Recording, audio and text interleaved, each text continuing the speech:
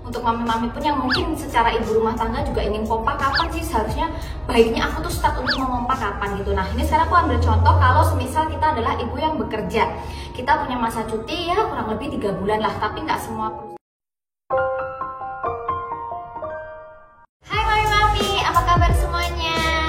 Nah, karena kondisi kita sekarang lebih sering di rumah juga gitu ya, terus mungkin banyak mami-mami yang bertanya kayak yang habis lahiran gitu, kapan sih sebaiknya aku start mompa ya? Sekarang sih memang bener mam, aku WFH, sekarang memang bener aku nyusuin di rumah, tapi nanti kalau tiba-tiba masuk ke kantor lagi gimana? Belum ada stok ASI, belum gini gitu. Jadi kapan sih sebaiknya kita tuh start untuk memompa gitu ya? Nah biasanya ibu yang setelah melahirkan gitu, tapi kita nggak ngomong ibu yang melahirkan, yang setelah melahirkan dan akan bekerja aja ya, ada cutinya, tapi kita ngomong secara global aja. Untuk mami-mami pun yang mungkin secara ibu rumah tangga juga ingin pompa, kapan sih seharusnya baiknya aku tuh start untuk memompa kapan gitu. Nah ini sekarang aku ambil contoh kalau semisal kita adalah ibu yang bekerja, kita punya masa cuti ya kurang lebih 3 bulan lah, tapi nggak semua perusahaan kadang kasih 3 bulan, kadang dikasihnya cuma 1 bulan 2 bulan seperti itu ya. Nah tapi biasanya sebelum selama masa nifas gitu ya, itu kita bisa dapat cuti masian. Nah masa nifas itu kan kurang lebih 30-40 hari ya kan. Nah alangkah baiknya gitu ya, setelah kita selesai melahirkan, dalam masa-masa fase nifas ini kita fokus dulu ke nyusuin anak. Jadi selama 30-40 hari ini udah pinter-pinterin aja diri kita buat nyusuin ke anak, bonding selengket-lengketnya, bangun sedekat-dekatnya sama anak, ajak bicara, ajak komunikasi, sering-sering pegang anak seperti itu mam. Jadi intinya jangan fokus ke pumpingnya dulu, tapi fokuslah ke nyusuin anak. Jangan fokus untuk nyetokin ASI di kulkas, tapi fokus untuk anak dulu. Jangan fokus untuk gendutin kulkasnya, tapi fokus untuk gendutin anak dulu kayak gitu. Nah karena apa? Karena pada saat kita menyusui si kecil, itu sebetulnya tuh tubuh kita secara nggak kita sadari dia tuh merekam berapa sih kebutuhan si kecil ini gitu. Nah sedangkan anak kita selama makin hari kan dia makin berkembang, makin gede. Ketika dia makin berkembang, dia tumbuh kembangnya makin besar, makin bagus, kebutuhan dia akan ASI juga makin banyak. Nah jadi akan terekam setiap harinya kebutuhan ketika anak nenek ini berapa. Sedangkan kalau mesin pompa, namanya mesin pompa itu adalah sebuah benda, dia benda mati, dia tidak bisa mencetak rekor di tubuh kita. Jadi ya kalau misal kita udah terakhir pompa 30 ya tubuh kita akan terekam kebutuhan kita seolah-olah cuma 30 terus. Sedangkan kalau kita nenenin di anak kan semakin besar, kebutuhan semakin meningkat, nanti kebutuhannya juga akan semakin meningkat. Nah itu akan terekam di dalam tubuh kita. Makanya kalau misal di mami-mami yang baru lahiran ya, terus neneknya kok masih terasa sedikit ya, kayaknya anakku masih kecap-kecep, masih kayaknya belum lancar-lancar amat, gimana mam gitu, nggak apa-apa, nenenin aja seterusnya. Ingat anak itu kan ada 2 kebutuhan ya, ada haus dan lapar. Kalau sama di ASI pun juga, jadi ASI kita itu bukan cuma memenuhi rasa laparnya mereka aja, tapi juga memenuhi rasa haus anak kita. Nah cara taunya gimana itu haus atau lapar? Semisal nih kalau anak ASI neneknya cuma 5 menit terus berhenti, oh iya maybe dia memang cuma memenuhi rasa hausnya, tapi biasanya setelah 5 menit nenek nanti terpaut cuma setengah jam dia minta nenek lagi. Nah berarti yang kali ini mungkin dia udah lapar gitu. Jadi jangan dipatok kalau misal anak nenek ASI itu harus segini gitu ya. Memang nanti kalau misal efektifnya menyusui itu sekitar 15 sampai 30 menit untuk di bayi baru lahir gitu ya. Tapi kalau misal kurang dari itu pun juga tidak ada masalah. Yang terpenting gitu ya, yang terpenting catatannya adalah kita selalu kontrol nih gimana tanda kecukupan ASI. Yang pertama dari buang air kecilnya dia. Nah sekarang kan memang masanya kita pakai pampers ya, pampers yang karena mungkin banyak sekarang mama-mama juga yang ini ya, yang masih ngurusin kakaknya, masih ngurusin rumah tangga. Jadi kalau kita mau pakai popok cucian semakin banyak, kita juga masih repot seperti itu karena. Tapi dicoba aja dicek dulu nih, misal ya seminggu awal atau 2 minggu awal setelah anak lahiran kita pakein popok kain gitu. Dan itu kalau dulu di Marvel itu aku kasih sensi pad gitu, jadi sensi pad aku gunting kecil-kecil, terus aku kasihkan ke jadi sensi pad baru di popok kainnya dia gitu. Jadi kalaupun misal dia pipisnya banyak, itu nggak sampai yang bleber-bleber terlalu kemana-mana seperti itu, bisa dicoba. Nah kegunaan popok kain ini sebetulnya memudahkan kita untuk ngecek benar nggak ya kira-kira anakku nih pipisnya buang air kecilnya sehari harus minimal 6 kali. Itu tanda kecukupan ASI. Yang kedua ya dari berat badannya dia, ada kenaikan secara berat badan. Nah, karena kondisi seperti ini juga kita nggak bisa selalu kontrol ke dokter, kita bisa download aplikasi yang namanya Primarku. Kita bisa ngeplot di situ nanti berat badan anak kita berapa, tinggi badannya berapa, panjang ya, biasanya panjang badan anak kita berapa, tingkat kepalanya berapa. Terus nanti secara otomatis ketika kita memasukkan angka-angka itu kan keluar grafiknya. Oh, udah bagus, udah pas kok ternyata gitu. Nah, jadi untuk awal-awal kita bisa menggunakan cara seperti itu. Tetap fokus nyusuin anak, jangan fokus ininya gini ya Mami ya. Memang pengetahuan itu membantu kita, tapi tidak berarti kita harus saklek dengan pengetahuan itu gitu. Jadi misal kayak tadi aku bilang, anak nenen efektifnya tuh 15-30 menit, tapi bukan berarti ketika anak nanti 5 menit dia nenen selesai, terus setengah jam dia bangun, terus dia minta nenen lagi, oh berarti anakku ini nenennya nggak benar, berarti anakku nenennya nggak efektif. Enggak. Jadi kebutuhan anak tadi ada dua ya, ada haus dan ada rasa lapar. Kita harus cek dari itu tadi. Selama tanda kecukupan ASI-nya bagus, dari buang air kecil dan kenaikan berat badan bagus, berarti itu pertanda sudah oke, gitu ya. Terus juga kenapa sih waktu kita habis lahiran kita harus fokus untuk nyusuin langsung? Karena ASI itu adalah sel hidup ya. ASI itu ketika dia keluar dari payudara kita dan langsung masuk ke mulut anak kita, itu ada antibodinya, dia berupa sel hidup. Sedangkan kalau kita perah-perah gitu ya, dia udah didiamin di suhu ruangan, terus dimasukin ke chiller, dimasukin ke freezer, ada perubahan suhu yang akan menonaktifkan sel hidup ini tadi, akhirnya mengurangi nilai gizi dari ASI itu tadi. Makanya kenapa ibu-ibu yang habis lahiran nggak usah fokus untuk mompa, nggak usah fokus untuk perah-perah karena kepo. Biasanya kan kita kepo ya, kira-kira ASIku berapa ya, kira-kira anakku minum berapa ya. Nah, ini juga yang harus dijadikan pengingat untuk kita. Hasil ASI kita ketika kita memerah gitu ya, kita perah gitu, itu bukan patokan hasil sesungguhnya berapa yang diminum anak kita gitu. Karena selama ini belum ada penelitian yang menunjukkan kalau anak nenen misal 30 menit, terus kita perah 30 menit hasilnya misal 150, berarti anak kita neneknya 150. Belum, itu nggak ada penelitian kayak gitu. Jadi cukup dilihat dari tanda kecukupan ASI tadi itu, dari buang air kecil dan kenaikan berat badan itu tadi. Nah, jadi kalau misal kita nenenin langsung, anak kita tuh langsung dapat sel hidupnya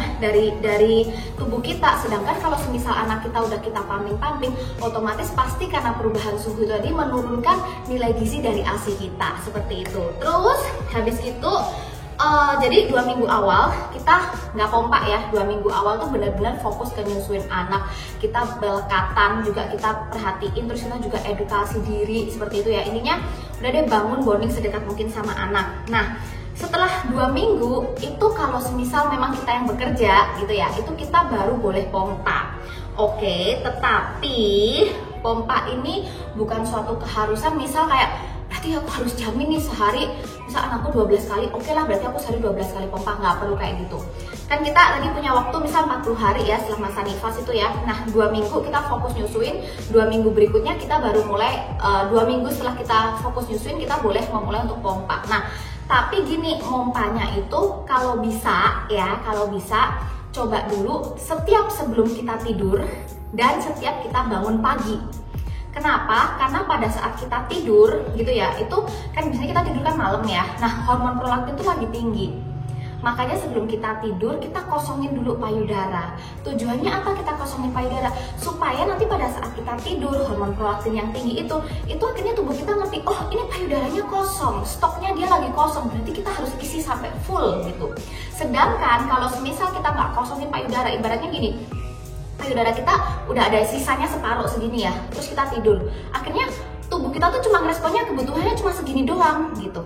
Tapi kalau kita kosongin sampai kosong, tubuh responnya butuhnya segini, berarti lebih banyak kan gitu. Makanya kenapa sebisa mungkin dikosongin nih gitu. Terus bangun tidur pagi juga pompa dulu gitu. Pompa, bangun tidur habis anak nenen pompa gitu, atau misal anak belum nenen pompa dulu kayak gitu.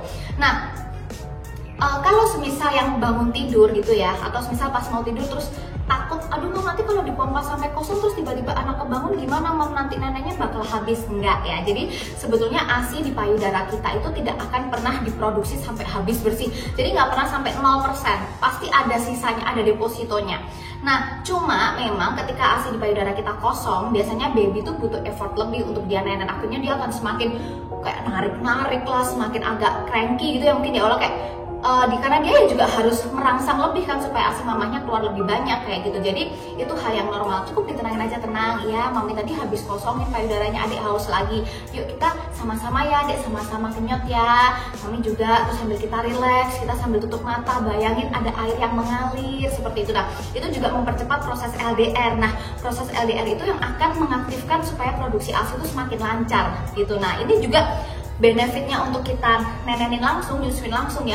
Ketika kita pakai mesin pompa, kita nggak ada bonding sama anak, kita nggak bisa cium-cium tangan anak, kita nggak bisa gini. Jadi biasanya tuh ada perbedaan, dan juga kenyotan pompa itu stabil ya. Jadi kalau kalian perhatikan baby yang nenen di payudara itu dia tuh bukan sekedar cuma kayak pompa. Kalau pompa kan masasnya kan juga bukan masas ya sebenarnya, kayak simulasi kan cuma det serut gitu toh. Tapi kalau baby tuh betul-betul dia tuh merangsang titik-titik di payudara kita, merangsang kelenjarnya. Jadi dia tuh ada kenyotan, ada pijatan dari mulut si baby, terus baru itu disedot, ada pijatan, disedot, dan itu iramanya itu berubah loh. Jadi bukan, kalau pompa tuh kita perhatikan itu iramanya tuh bisa sama, jadi sedot tuh shot gitu kan. Tapi kalau irama kenyotan baby itu berbeda. Makanya kenapa sebisa mungkin mami-mami yang nantinya akan bekerja gitu ya, itu tetap fokuskan untuk selalu menyusui langsung, karena hisapan baby itu sangat berbeda dengan hisapan pompa. Hisapan pompa sebagus apapun gitu ya, itu udah benar-benar nggak sama hisapan si baby. Jadi tetap fokusin untuk menyusui langsung. Nah setelah itu kapan kita boleh memberikan ASIP gitu ya? Kapan kita boleh mulai memberikan ASIP? Kalau misalnya ini mamahnya mau bekerja gitu ya, kapan sih kita start kasih ASIP ke anak kita gitu? Kalau nanti aku mau tinggal kerja kayak gitu. Nah kita kan punya kayak tadi aku bilang ya, misal kita punya cuti itu 3 bulan. Sebulan awal kita udah fokus bonding. Nanti mulai masuk di bulan kedua, nah ini kita mulai boleh nih kasih ASIP ke anak kita. Tapi curi-curi ya, maksudnya curi-curi tuh jangan mamahnya yang kasih, tapi harus orang lain yang memberi. Terus juga jangan waktu kita kasih ASIP tuh terus kita lihat di depan anak kita sambil berartiin mau nggak ya, mau, jangan. Jadi benar-benar mamahnya tuh harus menghilang sebisa mungkin tuh. Misal anak di ruang kamar, mamahnya di ruang tamu. Kalau mau cek aja dari CCTV atau intip-intip lah dikit kayak gitu, karena anak itu bisa cium aroma mamahnya loh ya. Jadi sebisa mungkin yang memberi ASIP ini bukan mamahnya, dan mamahnya harus menghilang. Curi-curi aja kalau mau lihat. Terus juga hindari penggunaan dot, karena ingat lagi ya, cara mengisapnya dot sama cara anak nenek itu berbeda. Kalau ngedot itu kan dia cuma menggerakkan sedikit ya, otot-otot di rahang paling cuma satu otot ya, otot mulut aja. Dia cuma cukup kasih tekanan sedikit, ASInya udah keluar dari botol dot. Sedangkan kalau nenek dia harus menggerakkan 11 otot di rahang mukanya dia untuk mengeluarkan ASInya itu. Makanya itu jangan itu benar-benar berbeda banget. Jadi jangan kasih pakai dot, bisa pakai sendok, pakai cup feeder, pakai medicine feeder, dan apalagi pakai sendok itu secara nggak kita sadari kita juga membantu dia. Nanti kalau waktu dia empasi, nah kita udah ajarin nih pakai sendok tuh kayak gini gitu. Memang ya untuk anak yang minum ASIP itu nggak serta-merta kalau belajar minum ASIP pakai media lain tuh kayak langsung bisa, nggak, pasti butuh namanya belajar. Kayak kita pun ada namanya adaptasi kan, kita menyusuin pun tuh nggak langsung bisa loh, kita juga butuh belajar. Semakin sering kita berlatih, semakin sering kita bisa, semakin kita bisa lah, semakin kita menguasai. Anak pun sama seperti itu. Dan yang terakhir juga untuk mama-mama yang mau pompa gitu ya, yang memutuskan untuk pompa, jangan selalu menjadikan hasil pompa ini adalah patokan itu ASI kita yang sebenarnya, hasil ASI kita yang sebenarnya. Jadi semisal nih, anak udah nenen di payudara kiri 30, anak nenen payudara kiri, terus yang payudara kita pompa gitu ya. Terus payudara kiri kita misal anak udah nenen kosong, terus payudara kanan kita pompa 50. Berarti isi di payudara kananku tadi tuh, kiriku tadi mungkin isinya sama-sama 50. Enggak, itu berbeda ya.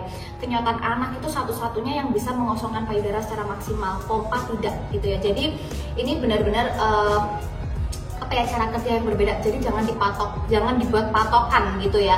Dan juga memompa itu kan banyak faktornya gitu, dari alat pompanya sendiri, dari daya hisapnya, dari valvenya, dari cara penggunaannya.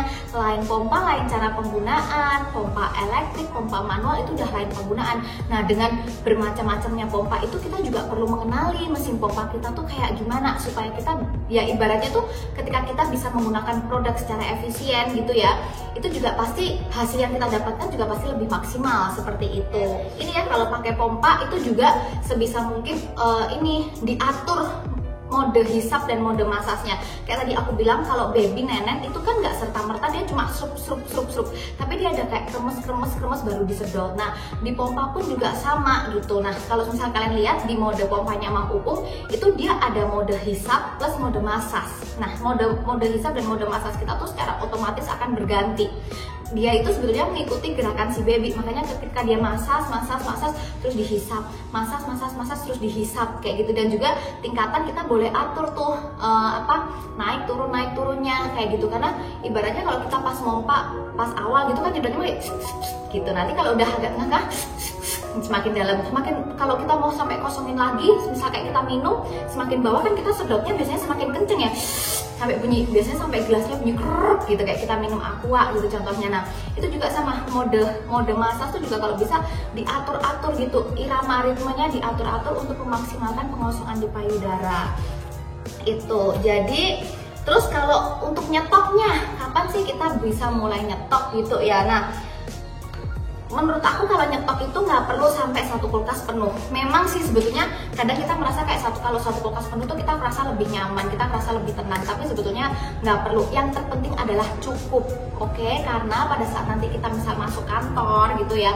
itu kita bisa tuh kayak sambil di kantor yang kita perah nanti bisa disimpan buat diberikan ke anak besoknya. Setelah sampai di rumah kita bisa fokus ke nyusuin si kecil. Jadi sebetulnya stok itu nggak perlu sampai banyak-banyak banget, yang penting mencukupi kebutuhan si kecil.